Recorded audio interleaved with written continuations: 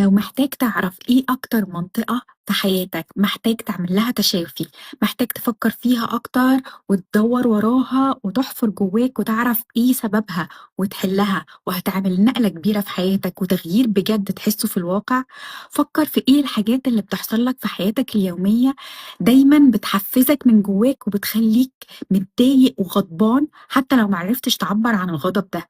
وفكر في الأشخاص اللي جم في حياتك سواء في السنين اللي فاتت أو من ساعة لما وعيت على الدنيا.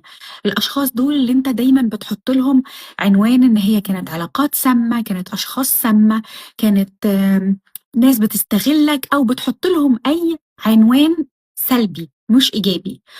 فكر في حياتك على إن هي فيلم، وفكر الحاجات دي ليه جاية في حياتك، وافتكر إن روحك بتكون طلبت من الناس ديّة إن هي تظهر في حياتك بالشكل ده عشان تحفّز المشكلة اللي جواك فتحس بيها، فتبتدي تشتغل على نفسك وتحلّها وتتشافى.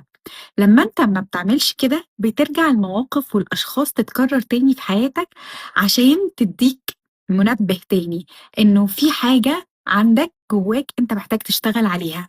فحاولوا تفكّروا، راجعوا نفسكم، مين الأشخاص اللي ضايقوكم في حياتكم أكتر حاجة، أو اللي خدوا منكم ما عملولكوش إضافة. فكّروا ليه الناس دي في حياتكم، ليه الناس دي في الفيلم بتاعي، ربنا عايز يعلّمني إيه، وإيه المشكلة اللي عندي اللي أنا محتاجة أشتغل عليها.